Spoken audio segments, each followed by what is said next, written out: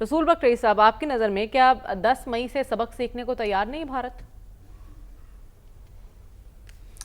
دیکھیں، یہ صرف 10 مئی نہیں ہے، بلکہ دنیا کی تاریخ سے سبق سیکھا جا سکتا ہے. جو جنگیں ہوئی ہیں ان سے سبق سیکھا جا سکتا ہے. اور سب سے بڑا سبق تو ان کے لیے یہ ہونا چاہیے کہ پاکستان کی جوہری استعداد، پاکستان کے ایئر فورس، پاکستان کی زمینی فوجیں، اور جس طریقے سے پاکستان کے اندر ایک جذبہ موجود ہے، ان تمام چیزوں کو سامنے رکھتے ہوئے ہندوستان کی قیادت اگر ریشنلی تھنکنگ کرتی ہے تو ان کو تو جنگ کا سوچنا بھی نہیں چاہیے کہ اپنا بھی نقصان کریں گے، ہمارا بھی نقصان کریں گے. وہ یہ نقصان کس کا زیادہ ہوتا ہے، یہ تو بات کی بات ہے کہ ان کو یہ تو پتہ ہونا چاہیے کہ ہم نے خاموش نہیں رہنا، ہم نے ریٹیلیٹ کرنا ہے اور بڑے پیمانے پہ کرنا ہے. اور ایک جگہ پہ نہیں کرنا، سرحدی علاقوں میں نہیں کرنا، بلکہ دور دراز کے علاقوں تک کرنا ہے، تاکہ سب کو پتہ چل جائے کہ پاکستان کی استعداد کیا ہے. میزائل ٹیکنالوجی ایسی چیز ہے کہ جو شہروں کو بھی، اور جو فوجی چھاؤنیاں ہیں اور وہاں ان کے اسلحہ کے کارخانے ہر جگہ کے اوپر وہ مار کر سکتے ہیں. تو بات یہ ہے کہ یہ چیزیں ان کا جو دفاعی امور کے ماہرین ہیں یا ان کے انٹیلیجنس ہے، یہ دنیا کو معلوم ہے کہ ہمیں بھی معلوم ہے کہ ہندوستان کے پاس کیا کچھ ہے، ان کو بھی معلوم ہے کہ ہمارے پاس کیا کچھ ہے. اس کے باوجود اگر مودی سرکار یہ سوچتی ہے کہ جنگ کر کے کوئی سیاسی مقاصد اندرونی طور پہ یا بیرونی طور پہ پاکستان کے خلاف کوئی مقاصد حاصل کیے جا سکتے ہیں، تو میرے خیال میں وہ آمکوں کی جنت میں رہ رہے ہیں. اس وقت دیکھیں کہ بجائے اس کے کہ وہ پاکستان کو جس طریقے سے انہوں نے ایک بیانیہ بڑے عرصے سے بنایا ہوا تھا کہ پاکستان کو بالکل ہم نے دنیا کے ایک کونے میں کر دیا ہے، بالکل آئسولیٹ کر دیا. آپ نے دیکھا کہ یا دنیا پاکستان کی جو فتح تھی اس پر تالیاں بجا رہی تھی، یا پھر وہ خاموش تھے کہ یہ نہیں ہوا کہ وہ پاکستان کے خلاف اٹھ کھڑے ہوں اور ہندوستان کو کہیں کہ شاباش بہت اچھا کیا ہے، آپ نے جنگ کی طرف پہلا قدم بڑھا کے. انہوں نے پہلا قدم بڑھایا، ہم نے پھر ان کا اس مؤثر طریقے سے 10 مئی کو اس کا جواب دیا. تو یہ آج پاکستان زیادہ میں سمجھتا ہوں کہ عالمی طور پر کنیکٹڈ ہے. ابھی دیکھیں جو غزہ میں ہم نے بات کی ہے کہ غزہ میں جو امن معاہدہ ہوا ہے اس میں پاکستان کا کردار ہے. اور میں یہ بھی مانتا ہوں کہ جہاں وہاں پہ تحریکیں چلی ہیں وہاں پہ آہستہ آہستہ آہستہ آہستہ بڑی مشکل سے کہ صدر ٹرمپ کو انہوں نے راضی کروایا ہے کہ ان کے مصائب، ان کے جو عزائم تھے وہ تو بہت خطرناک تھے فلسطینیوں کے حوالے سے. تو اس میں پاکستان کا ایک کردار ہے. امریکہ کے ساتھ تعلقات بہتر ہوئے ہیں. چین کے ساتھ ہمارا دوسرا جو سٹیج ہے، سیکنڈ سٹیج ہے سی پیک کی، وہ شروع ہو رہی ہے. اور سعودی عرب کے ساتھ ہمارا دفاعی معاہدہ. یہ تمام چیزوں کو ذہن میں رکھیں. اور اگر ہندوستان پھر بھی سوچتا ہے کہ وہ جنگ کر کے ہمیں شکست سے اور اپنے آپ کو فتح سے ہمکنار کر سکتا ہے تو ایسا نہیں ہوگا. اور میرا نہیں خیال ہے کہ وہ اس طرف قدم بڑھائیں گے. یہ گدڑ بھبکیاں آپ سنتے رہیں گے اور اس کا جواب ہم دیتے رہیں گے. ٹھیک ہے، تو آپ کہہ رہے ہیں کہ بھارتی حکمران اس وقت احمقوں کی جنت میں رہ رہے ہیں. رسول بخش رئیس صاحب، آپ کی نظر میں اس 20 نکاتی منصوبے کے تحت ہم یہ کہہ سکتے ہیں کہ اب غزہ میں امن کا خواب پورا ہوگا؟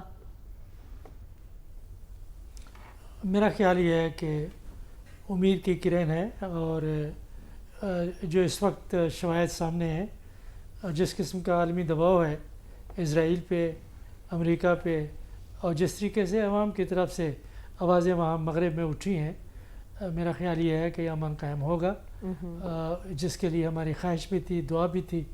تو یہ بالکل اب امکانات میں سے ہے اور یہ ہونا شروع ہو جائے گا. اس کی وجہ یہ ہے کہ پہلی بات تو یہ ہے کہ حماس آپ کو ایک عسکری طاقت کے طور پہ غزہ میں نظر نہیں آئے گی یا فلسطینی علاقوں میں نظر نہیں آئے گی. ٹھیک ہے. اور یہ ایک بہت بڑی کامیابی ہے مغرب کے لیے بھی اور اسرائیل کے لیے بھی. اور میرا خیال یہ ہے کہ وہ ان کی قیادت کو کہیں پہ بیٹھ کے سوچنا ہوگا کہ کیا ان کی جو حکمت عملی رہی ہے فلسطینی اتھارٹی کے ساتھ بھی کنفرنٹیشن کی، اپنے لوگوں کے ساتھ بھی اور اسرائیل کے ساتھ بھی، کیا اس سے ان کو کیا فائدہ ہوا. لیکن یہ ہے کہ ان کا وجود ایک عسکری قیادت کے طور پہ یا عسکری تنظیم کے طور پہ مکمل طور پہ ختم ہوگا.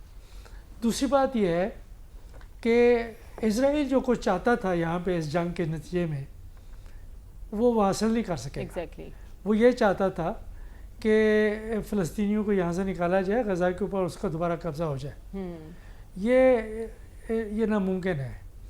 اس کی وجہ یہ ہے کہ فلسطینیوں نے اپنی شہادتیں پیش کی ہیں، اپنے بچے مروائے. انہوں نے کہا کہ ہم اپنی زمین چھوڑ کے کہیں نہیں جا رہے.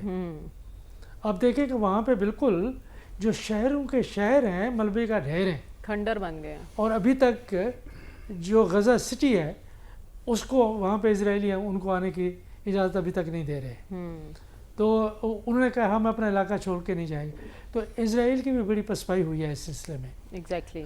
تو یہ ہمیشہ میں جنگوں کے بارے میں کہتا ہوں کہ جنگیں کوئی نہیں جیتتا. نہ یہ جنگ اسرائیل جیتا ہے نہ یہ حماس جیتی ہے. اور اس میں جو سب سے زیادہ نقصان ہوا ہے وہ فلسطینی بچوں کا، عورتوں کا، انسانیت کا. کہ کوئی تقریباً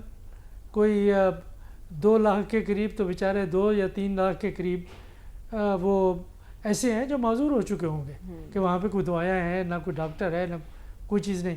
اور پھر جو شہادتیں ہیں کچھ 65-70 ہزار کے قریب تک ہیں وہاں پہ. اور وہاں پہ کوئی گھر نہیں بچا، کوئی اسکول نہیں بچا. اس کی تعمیر نو کے لیے پتہ نہیں کتنا عرصہ لگے گا. تو یہ ایک اتنا بڑی ہولناک جنگ تھی. تو اس کے لیے تو ہمیں خوش ہونا چاہیے کہ یہ جنگ اپنے خاتمے کی طرف آ رہی ہے. ایگزیکٹلی. اب سوال اٹھتے رہیں گے کہ جب تک کہ امن مکمل طور پر قائم نہ ہو جائے ہم حتمی طور پر تو نہیں کہہ سکتے کہ اسرائیل کا رویہ بھی ماضی بھی ہم نے دیکھا ہے. اور یہ ہے کہ فلسطینیوں کے اندر بھی کئی قسم کے دڑے موجود ہیں. تو دعا کر سکتے ہیں، امید کر سکتے ہیں.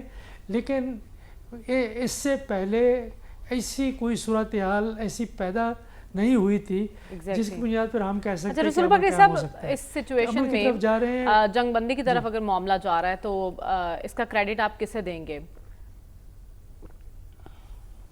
دیکھیں، اس کا کریڈٹ آپ ایک کو نہیں دے سکتے. آپ ڈونلڈ ٹرمپ کو چھوڑ دیں. یہاں پہ اگر کریڈٹ جاتا ہے تو امریکی جامعات میں ان طلباء کو جاتا ہے جنہوں نے اپنی تعلیم، اپنی سندھی اور اپنا وہاں امریکہ میں رہائش داؤ پہ لگائی اور فلسطین کے لیے انہوں نے جھنڈے نکالے اور وہاں پہ انہوں نے تحریک چلائی. ان اساتذہ کو جاتا ہے جن کو نوکری سے نکالا گیا ہے. ان وائس چانسلروں اور جو صدور تھے مختلف جامعات کے ان کو جاتے ہیں. کولمبیا یونیورسٹی کے صدر کو، پہلی بلیک خاتون جو وہاں پہ وہ بنی تھیں، پریزیڈنٹ بنی تھی. اس طرح ہارورڈ کی وہ بھی خاتون تھی، ان کو کریڈٹ جاتا ہے. اور جو برطانیہ میں، اٹلی میں، یورپین ممالک میں جو تحریک چلی ہے، کاش کہ ہم یہ کہہ سکتے کہ ہمارے نوجوان نے بھی یہاں پہ تحریک چلائی ہے. مکمل طور پہ انفارچونیٹلی ہمیں دیکھنا پڑے گا کہ خاموشی رہی ہے. اگر چلائی ہے کچھ تحریک تو جماعت اسلامی نے چلائی ہے اور باقی مذہبی جماعتوں نے. لیکن آپ کریڈٹ دے رہے ہیں مغرب میں عوامی سطح پر جو رد عمل سامنے آیا، آپ اس کو کریڈٹ دے رہے ہیں کہ آج اگر معاملات جنگ بندی کی طرف جا رہے ہیں.